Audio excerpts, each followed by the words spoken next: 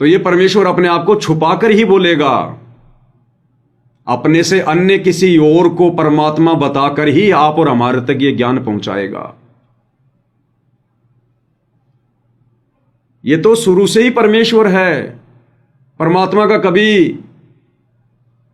Transformer नहीं होता। परमात्मा कोई 10, 20 या 15, 40 साल बाद में जाके परमात्मा नहीं होता। परमात्मा शुरू से ही परमात्मा है। सतगुरु आदि अनादि है।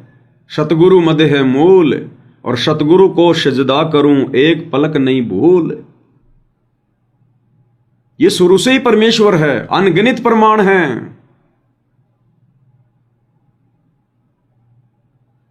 जैसे कि इन आश्रम वालों ने वो 3D फिल्म बना दी और गुरुदेव भगवान को बादलों में उड़ा दिया, आकाश में उड़ा दिया। एक बार फिर से दिखानी पड़ेगी आप भाई बहनों को, क्योंकि नए भगत भाई बहन बहुत ज्यादा जुड़ते हैं। जिस प्रकार इन्होंने एक ये 3D फिल्म बनाई थी 25 मिनट की, जिसमें दिखाया कि संत रामपाल जी को 1997 में सतलोक से चलकर कबीर भगवान मिले। ये लोग तो उस दाढ़ी मूंछ वाले को मानते कि ये है कबीर भगवान, और संत रामपाल जी को ऊपर बादलों में उड़ा दिया, सह शरीर सतलोक भेज दिया। क्यों? क्योंकि सतगुरु रामपाल जी परमात्मा नहीं थे। वो तो कबीर जी की एक आत्मा थी, उनके हंस थे, एक जीव थे। वो तो माँ के गर्भ से जन्म लेकर आए थे। 1997 के बाद फिर कबीर जी अब सारा काम संभाल रहे हैं। एक बार ये छोटा सा वीडियो। कबीर परमात्मा संत रामपाल जी महाराज जी को सह शरीर सतलोक भेज देते हैं। इस प्रकार कबीर परमात्मा संत रामपाल जी महाराज जी को सह शरीर सतलोक भेज देते हैं, और स्वयं सर्व सृष्टि रचनहार कबीर परमात्मा संत रामपाल जी महाराज जी के रूप में संपूर्ण संसार का उद्धार करने के उद्देश्य से इस पवित्र मिशन पर निकल पड़ते हैं। ये जो आपने देखा भाई और बहनों, ये इतिहास का सबसे बड़ा झूठ है, सबसे बड़ा झूठ। और ये काल दाव खेल रहा है संगत के ऊपर। ये संगत कहीं गुरु को शुरू से परमात्मा ना मान ले, और जब तक हम गुरु को ही परमेश्वर मानकर नहीं चलेंगे, हम कभी भी मुक्ति प्राप्त नहीं कर सकते। तो ये सतलोक आश्रम वाले तो कहां से गुरु जी को परमात्मा मानेंगे, संत रामपाल जी को कबीर जी मानेंगे। इन्होंने तो क्लियर कर दिया, अपना मत इस वीडियो के माध्यम से बिल्कुल साफ कर दिया कि हमने 20-25 साल सतगुरु के चरणों में रहकर जो सीखा, उसका निष्कर्ष ये है कि सतगुरु रामपाल जी हमारे जैसे 2 कोटि के जीव थे, मां के गर्भ से जन्म लेकर आए थे। वे तो खुद जन्म और मरण में थे। उनको तो कबीर जी ने आकर जन्म मरण से मुक्त किया, सह शरीर सतलोक भेजा। यानी गुरु भगवान नहीं हो सकता। इन आश्रम वालों ने क्लियर कर दिया, इतिहास बन गया। और हम सत्सेवक भाई बहन कहते हैं ज्ञान आधार से कि सतगुरु रामपाल जी 8 सितंबर 1951 से ही परमेश्वर हैं। इनके गुणों में कोई बदलाव नहीं होता। ये स्वयंभू है, सह शरीर आते हैं, सह शरीर जाते हैं। अगर कबीर जी ने 1997 में आप लोगों के अनुसार संत रामपाल जी को सह शरीर सतलोक भेजा है, तो क्या वो कबीर संत रामपाल जी को सह शरीर धरती पर नहीं भेज सकता? क्या सह शरीर 8 सितंबर को धरती पर नहीं भेजा होगा? आप लोगों के अनुसार, हम लोगों के अनुसार नहीं। हम तो अपने गुरु जी को ही कबीर भगवान मानते हैं। वे हैं, उनके अलावा कोई और कबीर दाढ़ी मूंछ वाला है ही नहीं। और इस बात का प्रमाण कि 8 सितंबर 1951 से ही सतगुरु रामपाल जी परमेश्वर स्वयं कबीर देव के रूप में धरती पर प्रकट हैं। भाई और बहनों, चलो इन आश्रम वालों ने थोड़ा बहुत गुरु जी को कोई परमात्मा की आत्मा तो मान लिया 12वें पंथ में प्रवेश करने के बाद। यानी 1994 से सतगुरु रामपाल जी ने नाम दीक्षा देना शुरू की, और 1997 में इन लोगों के अनुसार कबीर जी आए और संत रामपाल जी को सह शरीर सतलोक भेज दिया। तो ये आश्रम वाले तो केवल इतना ही मानते हैं संत रामपाल जी को कि 1994 से लेकर 1997 तक ही सतगुरु रामपाल जी कबीर जी की विशेष आत्मा थी। भगवान तो थे ही नहीं, वो कबीर जी की रजा थी उन पर। उससे पहले तो बिल्कुल जीव थे, निपट अंधे थे, कुछ नहीं था उनको, ना कोई अध्यात्म का कह गए था उनको, कुछ नहीं था। जबकि आप और हम सत्सेवक भाई बहन अपने गुरुदेव को 8 सितंबर से ही परमेश्वर मान रहे हैं। क्यों? गुरुदेव के ज्ञान को आधार बनाकर। और एक सत्संग में गुरुदेव भगवान ने, भाइयों और बहनों, एक सत्संग में गुरुदेव भगवान ने कितना क्लियर कर दिया, क्या बताकर। जय गुरुदेव पंथ के जो संस्थापक थे तुलसीदास जी, उनकी एक छोटी सी भविष्यवाणी बताकर, और गुरुदेव ने बिल्कुल क्लियर कर दिया, आप और हमें दृढ़ विश्वास दिला दिया कि 8 सितंबर 1951 से गांव धनाना भारतवर्ष की पावन भूमि पर, अभी मैं बार बार पावन भूमि बोल रहा हूं धनाना को, तो इसका मतलब ये नहीं है कि आप धनाना आश्रम को भी पावन आश्रम समझ लो, पावन भूमि समझ लो। वो तो पाप की भूमि है, पाप की भूमि। धनाना आश्रम तो पाप की भूमि। इस समय वहां पर गुरुदेव के मिशन के अनुसार कुछ भी नहीं हो रहा, बिल्कुल उल्टा हो रहा है। वहां तो काल बैठकर भक्तों को ठग रहा है। कहीं तुम सोचो कि भगत जी बार बार धनाना आश्रम को कह रहे हैं पावन भूमि गांव धनाना को, तो धनाना आश्रम में जाएं। कुछ भी नहीं है वहां पर, सिवाय काल के जूतों के कुछ नहीं मिलेगा। तो जय गुरुदेव पंथ के संस्थापक श्री तुलसीदास जी ने अपनी शाकाहारी पत्रिका में और 7 सितंबर 1971 को एक भविष्यवाणी की। 7 सितंबर 1971 को एक भविष्यवाणी की, और उस भविष्यवाणी में उन्होंने क्या कहा, क्योंकि पहले उन्होंने कहा था कि ऐसे ऐसे एक महापुरुष आएगा, पूरे विश्व का उद्धार करेगा। तो चेलों को चिंता होगी कि भाई तुलसीदास जी तो अपने से अन्य किसी और को महापुरुष बता रहे हैं कि संसार का उद्धार तो वो करेगा, तो तुलसीदास जी तो महापुरुष है ही नहीं जो किसी अन्य के विषय में बता रहे हैं। तो चेलों को ये थोड़ी सी उत्सुकता हुई कि गुरुजी वो कौन है, कहां है, कुछ बताओ। तो 7 सितंबर 1971 को तुलसीदास जी ने भविष्यवाणी की और क्या कहा कि आज वो महापुरुष, वो अवतार जिसके विषय में मैं पहले से बताता हुआ आ रहा हूं कि वो संसार का उद्धार करेगा, उसका एक झंडा होगा, एक भाषा होगी, पूरे विश्व पर उसी का राज होगा, उसी का तत्व ज्ञान घर घर में उसी की पूजा होगी। वो आज 7 सितंबर 1971 को पूरा 20 वर्ष का हो चुका है। और अगर अभी से उसका पता बता दूं, यदि अभी से उसका पता बता दूं तो दुनिया उसके पीछे पड़ जाएगी। और वो भारतवर्ष के एक छोटे से गांव में, उत्तरी भारतवर्ष के एक छोटे से गांव में आ चुका है, जन्म ले चुका है। क्योंकि तुलसीदास की बुद्धि, परमात्मा ने केवल इतनी बुद्धि खोली, क्योंकि तुलसीदास को तत्व ज्ञान नहीं था। ये तो सब यही मान के बैठे हुए हैं कि भगवान तो मां के गर्भ से ही आता है, जन्म लेकर ही आता है। इन सब की बुद्धि यही काम करती है। तो भविष्यवाणी तो आप लोगों ने पहले भी सुनी है, लेकिन इसमें नया क्या है? इसमें नया यह है कि 7 सितंबर 1971 को सतगुरु रामपाल जी की लीलामय उम्र, वैसे तो इस परमेश्वर की कोई उम्र है ही नहीं, सतगुरु आदि अनादि स्वयंभू, जन्म मरण से दूर, अजरो अमर, अविनाशी। लेकिन इस काल के लोक में, कलयुग की बिचली पीढ़ी में परमात्मा जो एक भूमिका करने आए हैं, उस अनुसार 7 सितंबर 1971 को सतगुरु रामपाल जी पूरे 20 वर्ष के हो चुके थे। क्योंकि 8 सितंबर 1951 से 7 सितंबर 1971 पूरे 20 वर्ष हो जाते हैं। और जय गुरुदेव ने कहा कि वो महापुरुष, वो अवतारी शक्ति जो विश्व का उद्धार करेगा, आज पूरे 20 वर्ष का हो चुका है। अब भाइयों और बहनों, 7 सितंबर 1971 से यदि हम किसी भी संत, महात्मा, शंकराचार्य, आचार्य, मंडलेश्वर की अगर हम डेट ऑफ बर्थ को मैच करेंगे तो कोई भी 20 वर्ष का नहीं है, कोई भी 20 वर्ष वाली बात पर खरा नहीं उतर रहा है, एकमात्र सतगुरु रामपाल जी परमेश्वर जी को छोड़कर। जो उसी दिन फिक्स लीलामय आयु में पूरे 20 वर्ष के होते हैं। 8 सितंबर 1951 में प्रकट हुए और 7 सितंबर 1971 को पूरे 20 वर्ष के। और कोई संत महात्मा नहीं जिसकी डेट ऑफ बर्थ मैच कर रही हो। और फिर क्या कहा उसने, जब लोगों ने कहा कि महाराज जी वो कौन है, कहां है, हमें उसका पता बता दो, हम तो मोक्ष के लिए तो भटक रहे हैं और आप कह रहे हो कि मेरे पास भी मोक्ष नहीं है, मोक्ष तो वो ही देगा जो आज पूरे 20 वर्ष का हो गया, तो वो कहां है महाराज जी बता दो, हम तो वहां चले जाएंगे। लेकिन उस समय तक जय गुरुदेव जी को परमेश्वर सतगुरु रामपाल जी की तरफ से आदेश नहीं था।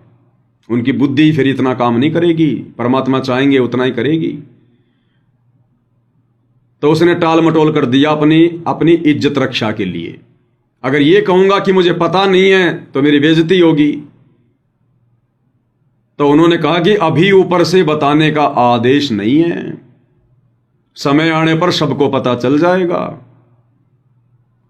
अरे चलो, लोगों को तो बताने का आदेश नहीं था, अगर उन्हें खुद को पता होता तो खुद तो जाकर अपना कल्याण करवा लेते। लेकिन उनको खुद को भी नहीं पता था कि कौन है और कहां है।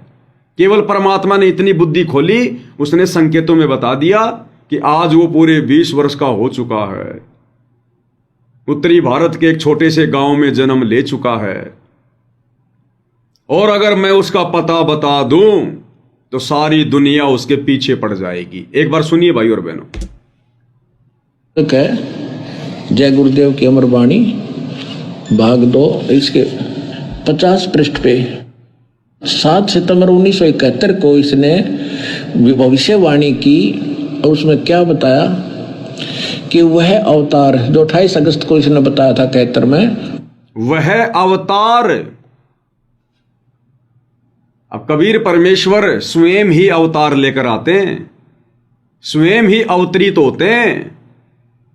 तो वह अवतार, ध्यान से सुनना, वह जिसकी लोग, और उसमें क्या बताया कि वह अवतार जो 28 अगस्त को इसने बताया था 71 में, वह अवतार जिसकी लोग प्रतीक्षा कर रहे हैं 20 वर्ष का हो चुका है। पुण्यात्माओं, इस दास का जन्म 8 सितंबर 1951 को हुआ और ये दास 7 सितंबर 1971 को पूरा 20 वर्ष का हो चुका था। ये देखिएगा, वह अवतार जिसकी लोग प्रतीक्षा कर रहे हैं वो 20 वर्ष का हो चुका है। यदि उसका पता बता दूं तो लोग पीछे पड़ जाएंगे। क्या कह रहे हैं तुलसीदास जी? वह अवतार पूरे 20 वर्ष का हो चुका है और यदि अभी उसका पता बता दूं तो लोग उसके पीछे पड़ जाएंगे, पीछे। अब बताओ भाई और बहनों, इन सतलोक आश्रम वालों के अनुसार अगर सतगुरु रामपाल जी मां के गर्भ से जन्म लेकर आए हैं, वो तो कबीर जी की आत्मा थी, एक साधारण से मनुष्य थे। अरे तो 1971 में फिर दुनिया किसके पीछे पड़ जाती? क्या एक मां के गर्भ से जन्म लेकर आए हुए सामान्य से जीव के पीछे पड़ जाती? एक प्राणी के पीछे पड़ जाती? और जय गुरुदेव क्या कह रहा है कि वह अवतार।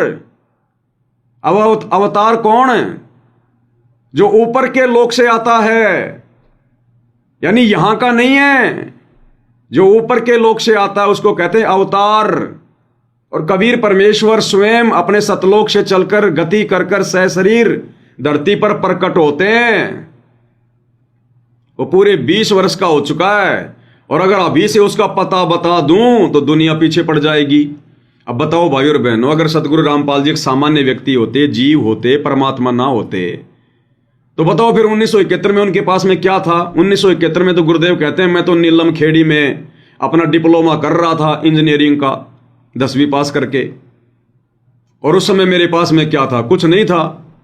तो बताओ दुनिया किसके पीछे पड़ जाती? तो इन आश्रम वालों ने इन बातों को वैसे ही ले लिया जैसे गुरुदेव भगवान ने अपने आप को छुपाते हुए बताया,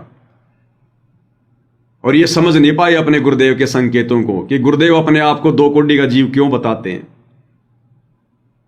अपने आप को कबीर का भेजा हुआ अवतार क्यों बताते हैं, उनकी हंस आत्मा क्यों बताते हैं। ये समझ नहीं पाए। क्योंकि अगर ये भगवान स्वयं कहे, क्योंकि ज्ञान देने के लिए तो कबीर भगवान को भी इंसानी बनकर आना पड़ेगा ना। अरे हम इंसान हैं और वे भगवान तो समर्थ हैं, वे तो शेर बनकर भी हमारे को ज्ञान समझा सकते हैं। लेकिन अब शेर सामने बैठकर सत्संग करेगा तो हम वहां पर बैठ पाएंगे क्या? हम टिक पाएंगे क्या? हमारे कपड़े तो गीले हो जाएंगे। सत्संग क्या उनका खाक सुनेंगे? एक बार आए थे परमात्मा, पूरा शेर बन के भी नहीं आए, आधा शेर बन के आए, ऊपर ऊपर से नरसिंह रूप धारण करके। हिरणाकुश जैसों का हाल बेहाल हो गया। तो आज अगर वो भगवान शेर बनकर आ जाए सत्संग करने के लिए, तो आप और हमारा क्या होगा 2 कोटि के जीवों का? तो परमात्मा तो कुछ भी रूप धारण करके आ जाए, लेकिन भगवान ने आना तो पड़ेगा इंसानों को समझाने के लिए। इंसानी तो बन के आएंगे और हम उनको केवल एक इंसानी मान बैठते हैं। और इंसान रूप में आया हुआ वो कबीर परमात्मा भी अपने आप को आप और हमारे जैसा ही ज्यादातर दर्शाता है। अगर वो ये कहने लग जाए कि मैं परमात्मा हूं, मैं परमेश्वर हूं, मैं स्वयं कबीर देव हूं, मैं किसी मां के गर्भ से जन्म लेकर नहीं आया, मैं तो सतलोक से आया हूं, तो आप और हम कलयुग की पिछली पीढ़ी के 2 कोटि के विषय विकारी जीव, इस शिक्षा ने हमारे को इतना चतुर बना दिया, इतना झूठा शाना बना दिया, हम यकीन ही नहीं करेंगे कि मां से जन्म लिए बिना कोई कैसे प्रकट हो सकता है। हमने कभी सतलोक सुना नहीं, कभी देखा नहीं, तुम कहां से सतलोक से आगे झूठ बोल रहे हो? अपने आप को भगवान कह रहे हो, परमात्मा कह रहे हो। भगवान तो रामचंद्र जी थे, श्री कृष्ण जी थे, जैसे वो तो कमल के फूल पर आए थे, राम और श्री कृष्ण। इसलिए सतगुरुदेव भगवान को, कबीर देव को एक सामान्य व्यक्ति की तरह धरती पर लीला करनी पड़ती है, प्रकट होकर आप और हमारी इस चरम दृष्टि को धोखा देते हुए, ताकि लोग ये समझें कि इसका तो जन्म ही हुआ है, मां के गर्भ से आया है और ये ऐसी लीला करता है, फिर अपने आप को छुपाता है, अपने से अन्य किसी और को परमात्मा बताकर फिर ये ज्ञान प्रचार करता है, अपने से अन्य किसी और को भगवान बताकर फिर ये ज्ञान प्रचार करते हैं, ताकि हम इनके ज्ञान को समझ सकें। संकेत समझिए गुरुदेव भगवान का। ये भविष्यवाणी आपको फिर दिखाऊंगा, पहले गुरुदेव भगवान का बीच में ये सत्संग सुनिए, जिसमें क्या कह रहे हैं परमात्मा, कि वो परमात्मा अपने से अन्य को परमात्मा बताकर फिर ये ज्ञान प्रचार करते हैं, नहीं तो कोई स्वीकार ही नहीं करेगा। अगर खुद परमेश्वर होते हुए स्वयं को यदि परमेश्वर कहें तो। परमात्मा आते हैं, अपनी प्यारी आत्माओं को समझाते हैं, तुम जिस क्रिया को कर रहे हो फाइनल नहीं है। इस क्रिया के, इस क्रम के साथ साथ आपने एक अवश्य कार्य बुला रखा है, परमात्मा की भक्ति का। आप पे आवे हैं, आप पे भगवान की मैं, आप पे परमात्मा है, और आप ही अपनी भक्ति के लिए अपने से अन्य भगवान बताकर आपको प्रेरित करते हैं। आप ही परमात्मा है, आप ही परमात्मा है, आप ही आते हैं, आप पे भगवान है, लेकिन अपनी भक्ति समझाने के लिए अपने से अन्य किसी और को परमात्मा बताकर फिर अपना ज्ञान प्रचार करते हैं। तो सन 1994 से सतगुरु रामपाल जी परमेश्वर वही कर रहे हैं जो सत्संगों में बता रहे हैं।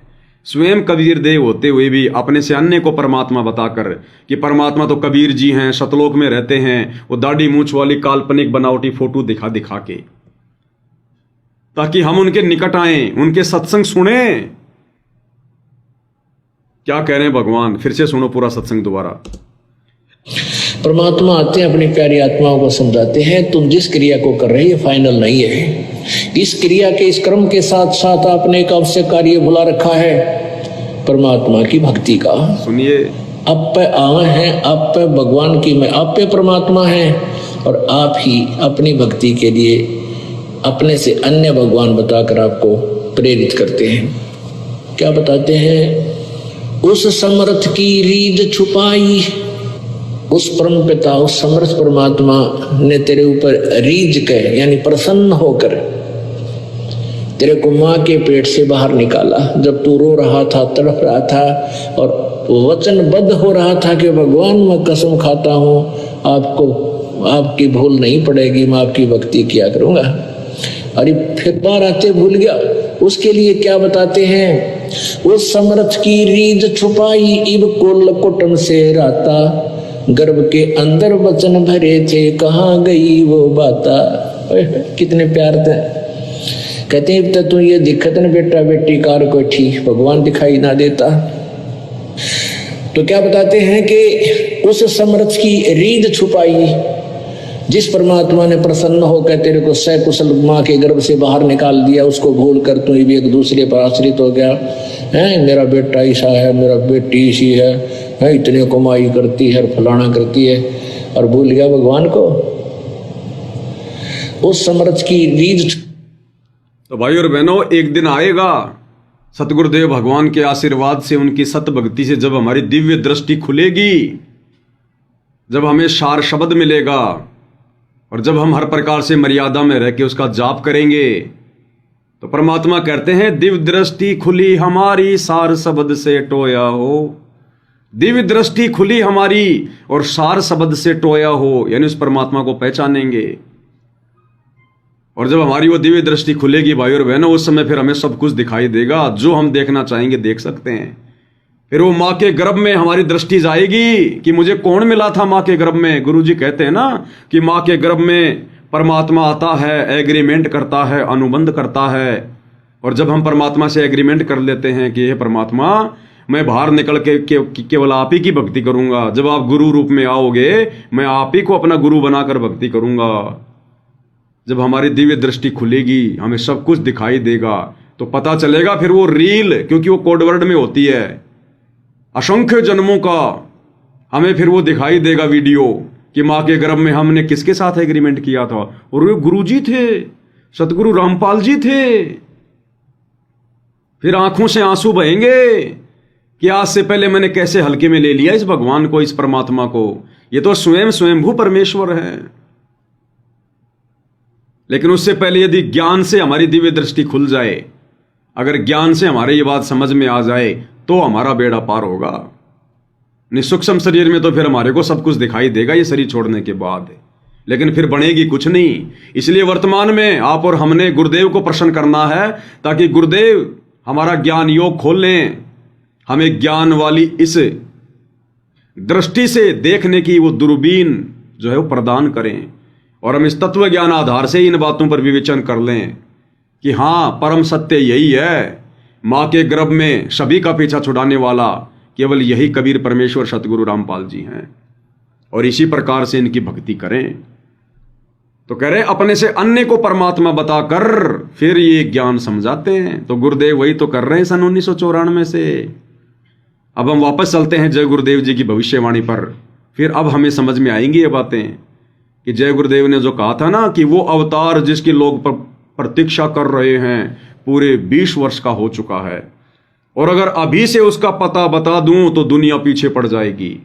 अब बताओ भाई और बहनों, अगर 20 वर्ष की लीला में आयु में सन 1971 में अगर सतगुरु रामपाल जी के पास में कुछ भी नहीं होता, यदि वे सामान्य व्यक्ति होते, सामान्य जीव होते, जिस प्रकार से वो लीला कर रहे थे, एक सामान्य एक स्टूडेंट की, वो पढ़ाई पढ़ रहे थे, डिप्लोमा कर रहे थे नीलम खेड़ी में, वो करनाल हरियाणा में, अगर उनके पास कुछ भी नहीं होता उस समय, तो जय गुरुदेव ने ये क्यों कहा कि अगर अभी से उसका पता बता दूं तो दुनिया पीछे पड़ जाएगी। अरे दुनिया तो उसके पीछे पड़ेगी जिसके पास में अध्यात्म का खजाना होगा, जिसके पास में जन्म और मरण के रोग को समाप्त करने की औषधि होगी। दुनिया तो उसके पीछे पड़ेगी ना। आम व्यक्ति तो रोजाना रोडों पे घूम रहे हैं, कौन पीछे पड़ रहा है। तो अब ये जय गुरुदेव की भविष्यवाणी के संकेत समझ में आएंगे। और ये आश्रम वाले भाई बहन तो 1997 में भी गुरु जी को कह रहे हैं वो तो जीव हैं, कबीर जी की आत्मा थी। इन्होंने अपना स्टेटमेंट दे दिया पूरा कि हमने क्या समझा गुरु जी की शरण में रहकर, और बादलों में उड़ा दिया संत रामपाल जी को कि भगवान तो कबीर जी है, दाढ़ी मूंछ वाला। तो ध्यान से सुनिए अभी भविष्यवाणी। वो पुस्तक है जय गुरुदेव की अमर वाणी भाग 2, इसके 50 पृष्ठ पे 7 सितंबर 1971 को इसने भविष्यवाणी की, और उसमें क्या बताया कि वह अवतार जो 28 अगस्त को इसने बताया था 71 में, वह अवतार जिसकी लोग प्रतीक्षा कर रहे हैं 20 वर्ष का हो चुका है। पुण्यात्माओं, इस दास का जन्म 8 सितंबर 1951 को हुआ, और ये दास 7 सितंबर 1971 को पूरा 20 वर्ष का हो चुका था। ये देखिएगा, वह अवतार जिसकी लोग प्रतीक्षा कर रहे हैं वो 20 वर्ष का हो चुका है। यदि उसका पता बता दूं तो लोग पीछे पड़ जाएंगे। अभी ऊपर से आदेश बताने के लिए नहीं हो रहा है। संत रामपाल जी की तरफ से, कबीर परमेश्वर की तरफ से उस समय इससे ज्यादा दिव्य दृष्टि जय गुरुदेव जी की नहीं खोली गई। उस समय परमात्मा ने यह भेद छुपा के रखना था, क्योंकि गुरुदेव भगवान ठीक के समय का इंतजार कर रहे थे। 17 फरवरी 1988 को तो उन्होंने एक भगत की भूमिका करनी थी। अब एक भगत भी भला दूसरे को क्या दे देगा? देने को तो भगवान के पास सब कुछ था, लेकिन लीलामय तरीके से 17 फरवरी 1988 को तो 12वें पंथ में गुरुदेव ने एंट्री करनी थी कि 12वें पंथ हम ही चल आवें, सब पंथों को मिटाकर एक पंथ चलावें। और फिर 1997 में परमेश्वर ने वो खेल खेलना था, लीलामय तरीके से उस वाणी को सत्य साबित करने के लिए कि 5000 और 500 जब कलयुग बीत जाए, महापुरुष फरमान तब जग तारण को आए। कि वो महापुरुष आएगा फिर जग का उद्धार करने के लिए 1997 में, जबकि जगत का उद्धार तो सतगुरु रामपाल जी 1993 से कर रहे हैं, सत्संग दे देकर। 1994 से दीक्षा देकर जगत का उद्धार कर रहे हैं, लोगों को सारनाम देकर जगत का उद्धार कर रहे हैं। तो 1997 की वो जो घटना थी, जो गुरुदेव ने केवल अपने मुख कमल से बताई, उसका कोई सबूत नहीं दिया, उसका कोई प्रमाण नहीं दिया कि वास्तव में उनको कबीर जी सतलोक से आकर मिले थे। उनके अलावा दूसरा कोई कबीर है ही नहीं, कहीं मिलेगा कौन? अन्यथा गुरुदेव जो भी बात बोलते हैं उसका प्रमाण देते हैं, लेकिन इस बात का आपको कोई प्रमाण नहीं मिलेगा, कोई आपको गवाह नहीं मिलेगा, सबूत नहीं मिलेगा। अरे जब हर घटना के लिए गुरुदेव ने अपनी आत्माओं को गवाह बनाया, तो इस घटना का भी गवाह बना देते कोई। जैसे भाई गरीबदास जी को गवाह बनाया, धर्मदास जी को गवाह बनाया जो है सतलोक के लिए, मलुकदास जी को, नानक जी को, गीसासन जी को,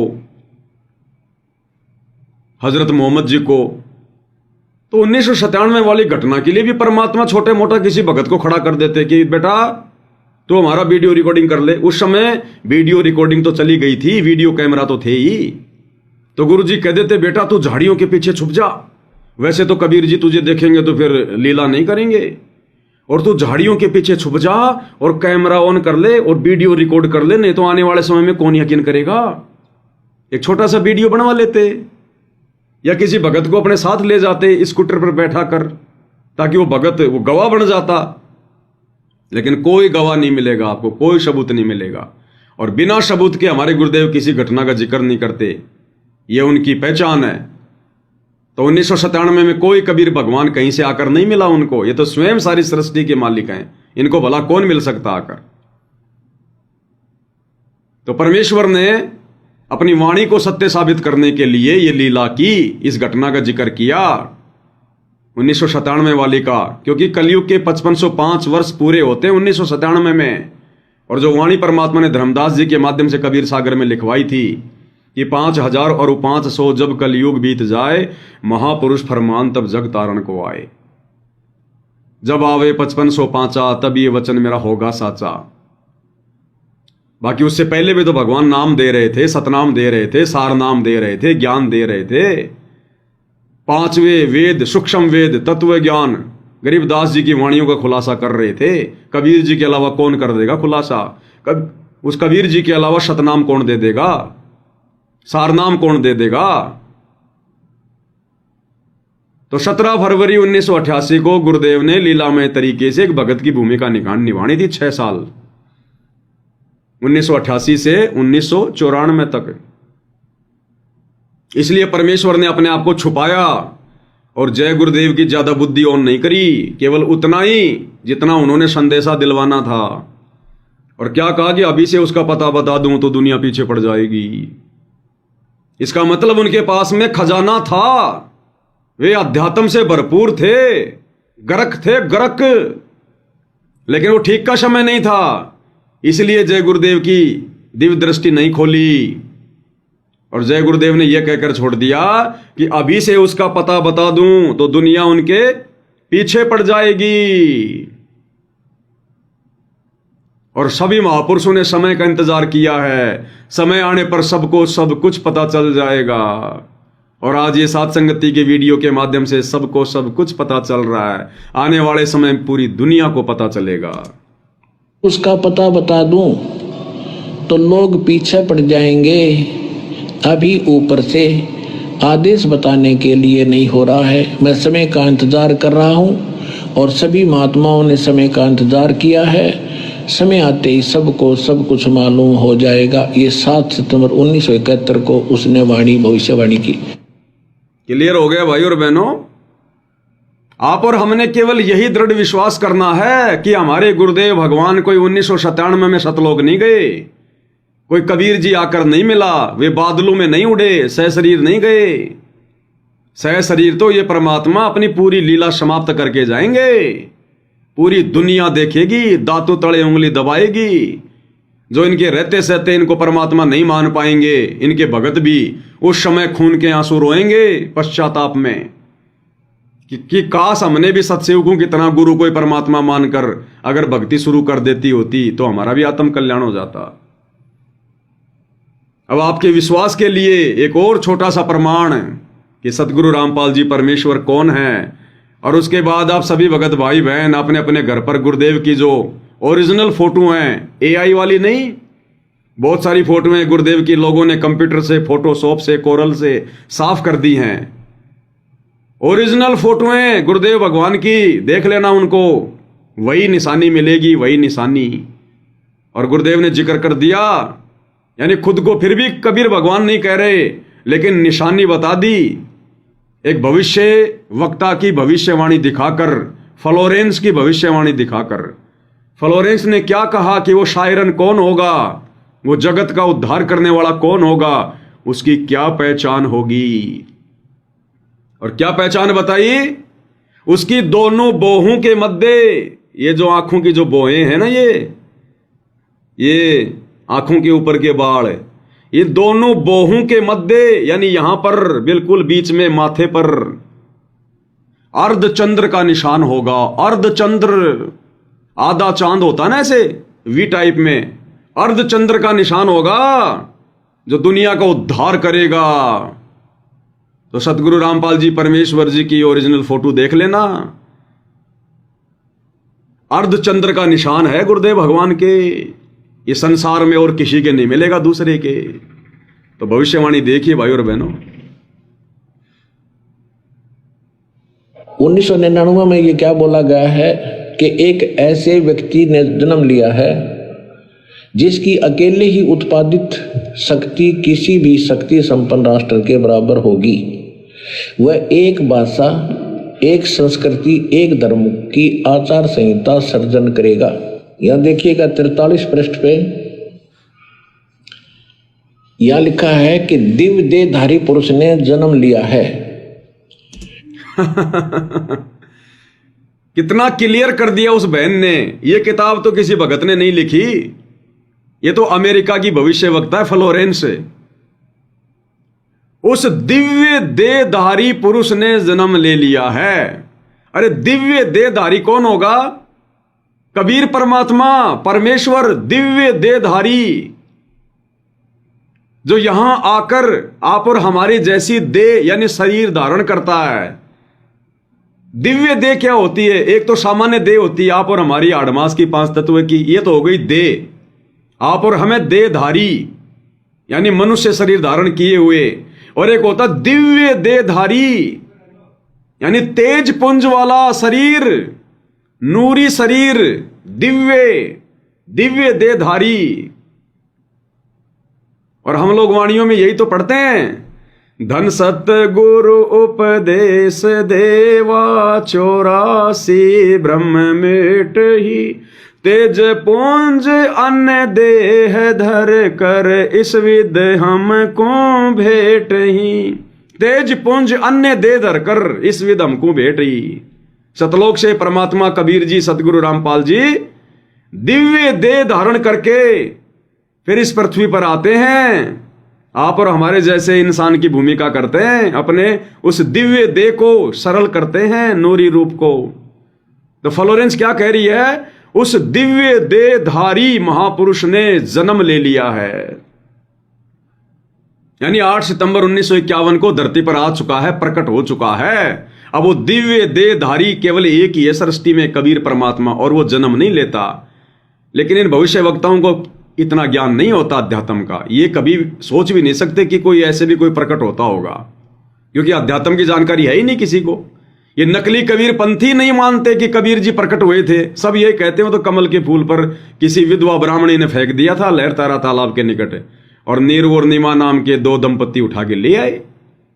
ये तो गुरुदेव ने आज रहस्य खोले सारे के सारे, तब पता चल रहा है कि परमेश्वर कौन होता, उसके गुण क्या है, वो जन्म लेता है या स्वयंभू है।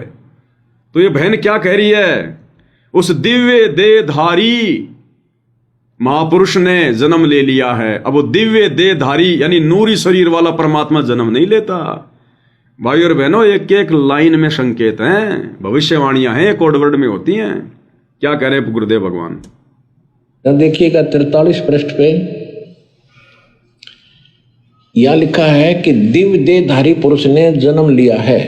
अब गुरुदेव भगवान तो इस बात को सीधा बोल के आगे निकल गए, अन्यथा गुरुदेव भगवान भी तो समझा सकते थे कि भक्तों दिव्य देहधारी कौन होता है? कबीर भगवान होता है, और दिव्य देहधारी क्या कभी जन्म लेगा? लेकिन गुरुदेव ने ये टुकड़े आप और हमारे को फेंक दिए साध संगति के माध्यम से, विचार करने के लिए, चिंतन मनन करने के लिए। और ये बुद्धि भी गुरुदेव भगवान ने हमारी खोली, जो हम इन वाणियों को समझ पा रहे हैं, इन संकेतों को समझ पा रहे हैं। तो गुरुदेव ने आप और हमारे ऊपर रजा बख्शी कि मेरे बच्चे आगे चलकर मेरे द्वारा दिए गए ज्ञान आधार से फिर इन्हीं बातों पर तो डिस्कस करेंगे, वरना फिर सात संगतियां कैसे होंगी? सारे भेद अगर गुरुदेव भगवान ही खोल देते तो फिर आज आप और हम क्या बोलते, क्या चिंतन मनन करते, आप और हमारा दृढ़ विश्वास कैसे होता? तो परमेश्वर ने जानबूझकर कुछ बातें छोड़ दी, और फिर उन बातों को समझने समझाने की परमेश्वर ने आप और हम सत्सेवकों के ऊपर रजा बख्शी। तो दिव्य देहधारी क्या होता है? यह देखिएगा 43 पृष्ठ पे यह लिखा है कि दिव्य देहधारी पुरुष ने जन्म लिया है। वे सबके मन में प्रसन्नता भरेंगे, दुनिया भर के कष्ट दूर करेंगे, अन्यायी और अत्याचारियों को भी वह ठीक करेंगे। रात्रि के प्रथम पहर में जब मैं प्रगाढ़ निद्रा में होता हूं तो स्वप्न में एक दिव्य पुरुष को देखता हूं, दिव्य व्यक्ति को। किसी जलाशय के निकट बैठे हुए इस योगी के मस्तक में दोनों भावों के जहाँ मिलती है तो उसमें अर्ध चंद्रमा के दर्श होते हैं। वो जो भविष्य वक्ता है जिसका गुरुदेव जिक्र कर रहे हैं, वो देखा करता था स्वप्न में गुरुदेव भगवान को, सतगुरु रामपाल जी परमेश्वर जी को, उनके इसी रूप को वो देखा करता था। और क्या देखा उसने? कि उसकी दोनों बाहों के मध्य अर्ध चंद्र का निशान है, आधे चांद का निशान, वी टाइप का। और देख लेना गुरुदेव भगवान की ओरिजिनल फोटो में भाई और बहनों, आपको वही अर्ध चंद्र के आपको दर्शन होंगे। एक बार फिर से सुनिए क्या कह रहे हैं परमात्मा। करेंगे। रात्रि के प्रथम पहर में जब मैं प्रगाढ़ निद्रा में होता हूं तो स्वप्न में एक दिव्य पुरुष को देखता हूं, दिव्य व्यक्ति को। किसी जलाशय के निकट बैठे हुए इस योगी के मस्तक में दोनों भावों के जहाँ मिलती है तो उसमें अर्ध चंद्रमा के दर्श होते हैं। उसके बाल सफेद हैं, सुब्बर वेशभूषा है यानी साधारण सुंदर, वर्ण गौर है, गोरा कलर है, तथा पैरों में चर्म विहीन पाहन यानी पादुकाएं हैं, बिना चमड़े की जूतियां पहनता है। आज तो हमने पूरे अनुयायियों से कोई बैन लगा रखा है कि चमड़े की जूती तुमने पहननी है, नहीं मैं तो पैरूं था कितने। अब देखिएगा इसके पृष्ठ नंबर 72 पे नॉस्ट्राडमस ये बताया है कि वो उस स्थान पर जन्म लेगा जहां पर 5 दरिया बह रही होंगी, 5 रिवर्स। सन 1555 में नॉस्ट्राडमस जी ने ये भविष्यवाणी की है, और उसके बाद की बताई है कि सन 2006 में एक हिंदू नेता अचानक प्रकाश में आवेगा। उस समय उसकी आयु 50 और 60 वर्ष के बीच होगी। इस दास का जन्म 8 सितंबर सन 1951 को हुआ। ठीक 2006 में ये दास 55 वर्ष का था। इसी पुस्तक में देखिएगा, इसका हेडिंग है संघर्ष, प्रलय, महासंघर्ष और फिर नया युग। 20वीं शताब्दी के उत्तरार्ध में, यानी 1950 के बाद विज्ञान का विकास इतना अधिक हो जाएगा कि अधिकांश दुनिया नास्तिक हो जाएगी और सामाजिक आचार विचार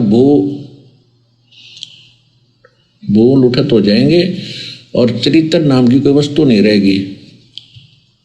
फैशन की धूम मचेगी और घरों में लोग नाम को रहने वाले रह जाएंगे। अधिकांश लोग इधर उधर रमने और गलियों में भोजन करने वाले हो जाएंगे। इन परिस्थितियों को मैं अपनी तरह का एक विश्वविख्यात व्यक्ति किसी महान धर्मनिष्ठ पूर्वी देश में जन्म लेगा। यह व्यक्ति अकेला ही अपने छोटे छोटे सहयोगियों द्वारा सारे संसार में तहलका मचा देगा। यह ऐतिहासिक महापुरुष ऐसे महासंघर्ष को जन्म देगा कि घर घर नगर नगर में अंतर्द्वंद छिड़ जाएगा। इस अंत्य क्रांति का समय 20वीं शताब्दी के अंत और 21वीं शताब्दी के प्रारंभ का है। इसे स्पष्ट हो गया। अंतर्द्वंद कैसे छिड़ जाएगा, वो महापुरुष कैसे गांव गांव में, नगर नगर में, घर घर में अंतर्द्वंद जो है वो शुरू कर देगा, यानी झगड़ा शुरू हो जाएगा, संघर्ष शुरू हो जाएगा। यानी गुरुदेव से उपदेश लेने के बाद, इनका ज्ञान समझने के बाद, क्योंकि पूरा परिवार तो ज्ञान समझता नहीं है, वो तो एक आधी फैमिली के ऊपर दया होती है। किसी परिवार का एक सदस्य शरण में आ रहा है, किसी परिवार के 2 सदस्य आ रहे हैं। उसके बाद जब इस ज्ञान पर वो विचार करेगा भगत, और मर्यादाओं में रहकर भक्ति करेगा, तो उन मर्यादाओं को लेकर, नियमों को लेकर, परंपराओं को लेकर आपस में विरोधाभास शुरू हो जाएगा। तो घर घर में, गांव गांव में, नगर नगर में अंतर्द्वंद छिड़ जाएगा भक्ति के लिए, मर्यादाओं के लिए, जो आज सतगुरु रामपाल जी परमेश्वर जी की भक्ति में हो रहा है। बाकी नकली संतों के कोई नियम नहीं, कोई मर्यादा नहीं, इसलिए कोई झगड़ा नहीं, कोई फसाद नहीं, कुछ नहीं। लेकिन सतगुरु रामपाल जी की जो भक्ति है वो जगत की मर्यादाओं के विपरीत है, और भगत कभी जगत की मर्यादाओं में नहीं फंसता। इसलिए घर घर में द्वंद छिड़ जाएगा, पति पत्नी का द्वंद, सास ससुर के बीच में द्वंद, ऐसे भाई भाई के बीच में हो जाएगा। और फिर उसको सेट भी वही करेगा, फिर वो प्रलय आएगी, यानी वो युग परिवर्तन आएगा। उसमें लोगों की ढंग से उनकी कमर टूटेगी, जो इस ज्ञान को स्वीकार नहीं करेंगे, इनकी भक्ति नहीं करेंगे। अंत में घुटने टेकने पड़ेंगे उनको, फिर सब एक हो जाएंगे, प्यार प्रेम से फिर भक्ति करेंगे। सन 2020वीं शताब्दी समाप्त हुई और 21वीं शताब्दी अब चल रही है, 2013 हो रही है। तो इस समय के लिए नास्तिक दर्शन ने कहा है, ना कि पूर्व के किसी महापुरुषों के बारे में। तो इससे स्पष्ट है, पुण्यात्माओं देर ना करो, ये समय बार बार नहीं मिलेगा और ये समय ऐसे व्यर्थ करने का नहीं है। मानुष जन्म दुर्लभ है, मिले न बारंबार, और तब से पत्ता टूट गिरे, बहुत डर लग गए डर। एक जय गुरुदेव पंथ का महापुरुष हुए थे श्री तुलसीदास जी, जो मथुरा में इन्होंने एक अलग से पंथ बना रखे हैं। और उसने 1971 में एक भविष्यवाणी करी थी कि एक महापुरुष जो पूरे विश्व को सच्चा ज्ञान देगा, सारा संसार उसका आदर करेगा, वो प्रकट हो चुका है। अब आप सुन लिया भाई और बहनों, परमात्मा बीच बीच में संकेत कर जाते हैं। जय गुरुदेव ने भविष्यवाणी की 1971 में, और 1971 में ज्यादातर गुरुदेव भगवान क्या बोलते हैं इस भविष्यवाणी का जिक्र करते हुए कि उसका जन्म हो चुका है, उसका जन्म हो चुका है। और अब इस सत्संग में क्या कहा गुरुदेव ने कि वो प्रकट हो चुका है, और आज पूरे 20 वर्ष का हो चुका है, वो प्रकट हो चुका है। प्रकट, बीच बीच में भगवान संकेत भी छोड़ जाते हैं। ध्यान से सुनिए, अब प्रकट कौन होता भाई? अरे या 3 लोग के भगवान प्रकट होते हैं क्या? एक जीव कभी जो है प्रकट होता है क्या? तो कौन है? सतगुरु रामपाल जी, जो 8 सितंबर 1951 को प्रकट हुए, खुद अपने मुख कमल से कह रहे हैं, कोई और कहे तो आप लोग विश्वास नहीं करोगे। खुद गुरुदेव भगवान अपने मुख कमल से जय गुरुदेव की भविष्यवाणी का जिक्र करते हुए कि 7 सितंबर 1971 को जय गुरुदेव ने क्या कहा कि वो प्रकट हो चुका है, प्रकट महापुरुष, ये स्वयंभू परमात्मा है। बीच बीच में संकेत छोड़ जाते हैं गुरुदेव भगवान अपनी वास्तविक स्थिति हमें समझाने के लिए। अब यही तो होते हैं वो संकेत। शब्द सैन सतगुरु की पिछाणी, पाया अटल सुहाग रे। इन्हीं संकेतों को समझकर तो साथ संगति के माध्यम से हम दृढ़ हो रहे हैं। क्या कह रहे हैं गुरुदेव भगवान, ध्यान से सुनिए दोबारा से। थी कि एक महापुरुष जो पूरे विश्व को सच्चा ज्ञान देगा, सारा संसार उसका आदर करेगा, वो प्रकट हो चुका है। अब आपको उनकी शब्दों में सुनाऊंगा, अच्छा लगेगा। देखिए, जय गुरुदेव की अमर वाणी भाग 2।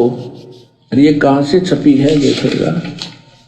ये है श्री तुलसीदास जी, अब तो चले गए, जाए न जाना था। जय गुरुदेव की अमर वाणी 59 पृष्ठ है 59। और ये 28 अगस्त 1971 को शाकाहारी पत्रिका में छपया। उस दिन इसने बोली है वाणी, क्या कहा है, उस महापुरुष का जन्म भारतवर्ष के एक छोटे से गांव में हो चुका है और वह व्यक्ति मानव इतिहास का सबसे महत्वपूर्ण व्यक्ति बनेगा। उसे जनता का इतना बड़ा समर्थन प्राप्त होगा कि आज तक किसी को नहीं मिला है। वह महापुरुष नए सिरे से विधान को बनाएगा और वह विश्व के संपूर्ण देशों पर लागू होगा। उसका एक झंडा होगा, उसकी एक भाषा होगी। वह महापुरुष नए सिरे से पूरे विश्व का विधान बनाएगा। आज ये जो भारत का संविधान, अमेरिका का संविधान, जापान का संविधान, सब नष्ट कर दिए जाएंगे, जला दिए जाएंगे। सतगुरु रामपाल जी पूरे विश्व को एक करेंगे। ये सीमाएं समाप्त हो जाएंगी। ये बॉर्डर से आर्मी वार्मी सब हटा दी जाएगी। केवल देश जो है वो टुकड़ों में रहेंगे, लेकिन सीमाएं समाप्त हो जाएंगी। जैसे भारत देश के अंदर जितने भी स्टेट हैं, उन सब की सीमाएं नहीं हैं, सबकी सीमाएं समाप्त हैं। पूरा एक भारत ही कहलाता है। इसी प्रकार जो सीमाएं जो बना रखी हैं लोगों ने आपसी लड़ाई झगड़े के डर से, ये घुसपैठ के डर से, आतंकवाद के डर से, ये सब समाप्त कर दी जाएंगी। जितने भी जो ये दुष्ट प्राणी होंगे, जो पापी प्राणी होंगे, नास्तिक लोग होंगे, जो ये अधर्मी लोग होंगे, इस युग परिवर्तन 2028 वाले समय में ये परलोक सिधार जाएंगे और अच्छी आत्माएं पूरे विश्व में बचेंगी। वो किसी को दुख नहीं देंगे, लड़ाई झगड़ा नहीं करेंगे। आप और हमारी तरह सब भगत बन जाएंगे तो कोई लड़ाई झगड़े नहीं होंगे, कोई सीमा बनाने की जरूरत ही नहीं है, आर्मी लगाने की जरूरत ही नहीं है, ना कोई अटैक करेगा। ये सब हथियार ये परमाणु बम सब नष्ट कर दिए जाएंगे। वो पूरे विश्व को एक करेगा कि नालायकों, कहां तुम काल प्रेरणा से अलग अलग देशों में, भाषाओं में, जातियों में तुम भटके रह गए।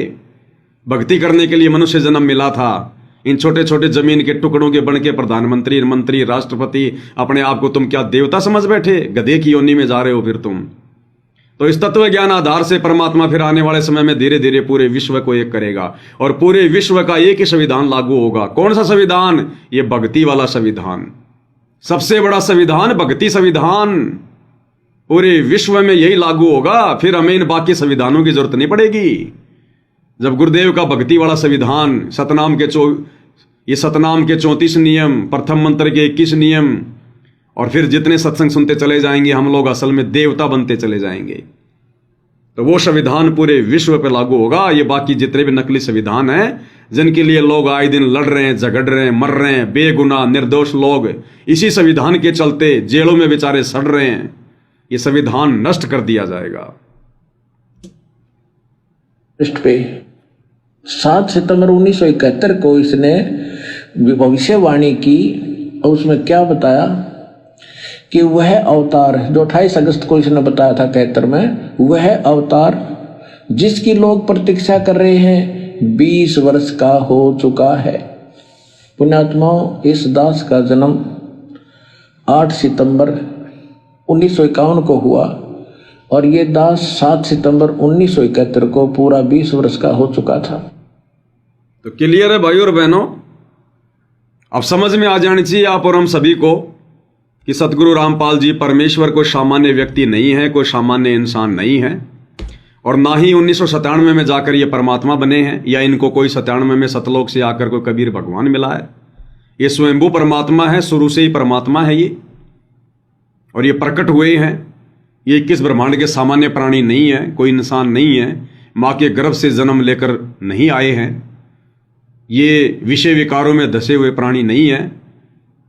ये 2 लड़के 2 लड़कियां और ये अनारो देवी जिन्हें दुनिया उनकी धर्मपत्नी समझती है, ये वीरेंद्र और मनोज, अंजू और मंजू जिसको भगत नादानी में गुरुदेव के बेटा बेटी समझ रहे हैं, ये सब इनके वचन के बेटा बेटी हैं। दास इस पर पहले वीडियो बना चुका है, समझा चुका है कि वचन के बेटा बेटी कैसे होते हैं। जैसे बहुत सारे भगत भाई बहन ऐसे हैं जिनके 20-20 साल से संतान नहीं हो रही थी, उन्होंने सारी कोशिशें कर ली, फिर उन्होंने गुरुदेव भगवान से उपदेश लिया।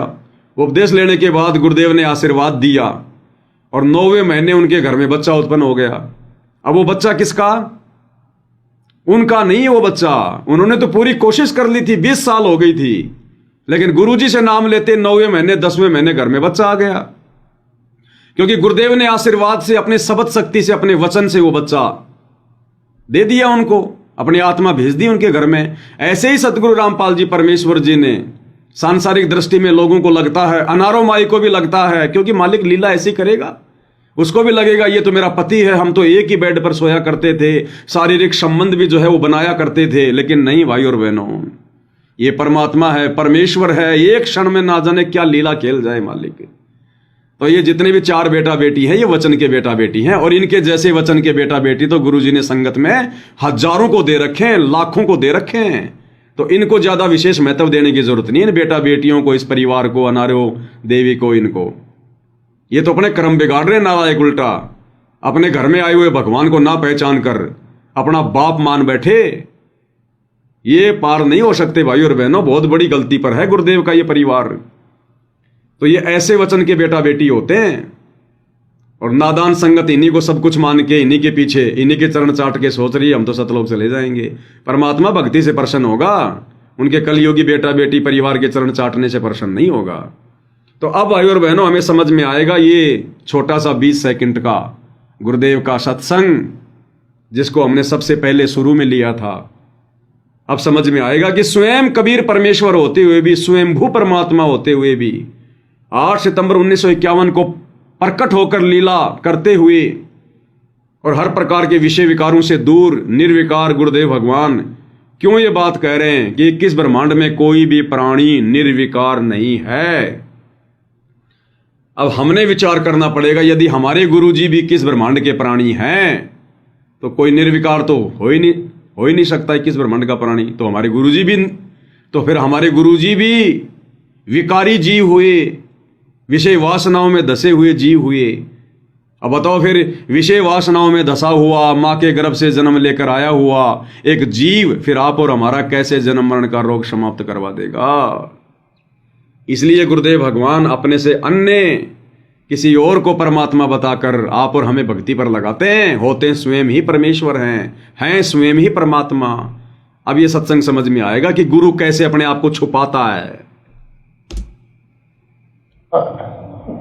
देखो, विकार सभी में है। 21 ब्रह्मांड में कोई भी प्राणी विकार रहित नहीं है, चाहे कोई कितनी बात बनावे। 21 ब्रह्मांड में कोई भी प्राणी विकार रहित नहीं है, चाहे कोई कितनी भी बात बनावे। तो बिल्कुल सत्य है, परम सत्य है, क्योंकि काल और दुर्गा से लेकर ब्रह्मा विष्णु महेश से लेकर 33 करोड़ देवी देवताओं से लेकर ब्रह्मा विष्णु महेश के अवतार राम कृष्ण से लेकर सभी विकारी हैं। और इन जो भगवानों के इतिहास विकारों से भरे पड़े हैं। मोहिनी के पीछे चलकर शंकर जी ने अपना धर्म जो है वो नष्ट किया। श्री कृष्ण जी ने कुब्जा के साथ में शारीरिक संबंध बनाए। शंखचूड़ राक्षस की पत्नी तुलसी के साथ धोखे से शारीरिक संबंध बनाए श्री विष्णु जी ने। ब्रह्मा जी ने अपनी ही पुत्री को नहीं छोड़ा, और बाकी जो इंद्र देवता है उनका तो कहना है क्या, अपने गुरु की पत्नी को भी नहीं छोड़ा, अहिल्या को। और इंद्र के नीचे जितनी भी जो देवियां हैं, छोटी छोटी जो देवियां हैं, उनका ये नाजायज ये प्रयोग करता है, शारीरिक उनका शोषण करता है। तो सोचो फिर बाकी नीचे वाले साधु संत महात्मा, आए दिन इनके किस्से हम सुनते ही रहते हैं। तो 21 ब्रह्मांड में कोई भी प्राणी निर्विकार नहीं है, सब विकारों में धसे हुए हैं। एकमात्र सतगुरु रामपाल जी परमेश्वर वर्तमान में सारी सृष्टि में पूरी पृथ्वी पर निर्विकारी महापुरुष हैं, परमेश्वर हैं, जो एक सामान्य व्यक्ति सामान्य संत की तरह लीला कर रहे हैं। इसलिए हमने भाइयों और बहनों गुरु को सामान्य नहीं समझना, किसी के बहकाव में नहीं आना। इन आश्रम वालों ने बना बना के वीडियो और भक्तों को बहका दिया, संत रामपाल जी को बादलों में उड़ा दिया। 1997 में सतलोक चले गए, सहशरीर चले गए। फिर ये सत्संग, ये प्रमाण जो अभी आपने देखे, फिर ये क्या है? फिर ये सारे झूठे। गुरुदेव की वो वाणी भी झूठी जिसमें गुरुदेव जय गुरुदेव का नाम लेकर कह रहे हैं, 1971 वाली बात बता रहे हैं कि वो महापुरुष प्रकट हो चुका है। और गुरुदेव यदि सामान्य जीव है, मां के गर्भ से जन्म लिया है, जन्म और मरण में है, तो जो जन्मता और मरता है फिर वो भगवान नहीं हो सकता। खुद गुरुजी कह रहे हैं जो खुद जन्म और मरण में है वो हमारा जन्म मरण कैसे समाप्त कर देगा। तो भाई और बहनों, इन सभी बातों से आप और हमने ये दृढ़ विश्वास बना लेना है और अपने गुरुदेव को हमने सौपन में भी आप और हमारे जैसा जीव समझने की गलती नहीं करनी। इसीलिए तो गरीबदास जी ने अपनी वाणियों में 350 साल पहले ही हम पिछली पीढ़ी वाले भक्तों को आगाह कर दिया था कि नालायको, मेरा गुरु, मेरा सतगुरु, मेरा परमात्मा जो मुझे जिंदा महात्मा के रूप में मिला था छुडानी में, सतगुरु वो दिल्ली मंडल में आएगा। सतगुरु दिल्ली मंडल आईसी, सूती धरनी सुम जगाईसी, और काग भूषण छत्र के आगे, गंधर्व करत चलत हैं रागे। क्या बताते हैं? उत्तर दक्षिण पूर्व पश्चिम फिरता दाने दाने लो,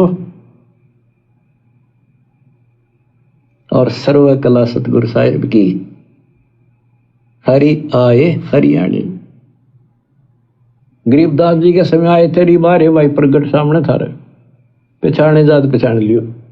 गरीबदास जी के समय आए तेरी बारे भाई प्रगट सामने थारे, पहचाने जात पहचान लियो।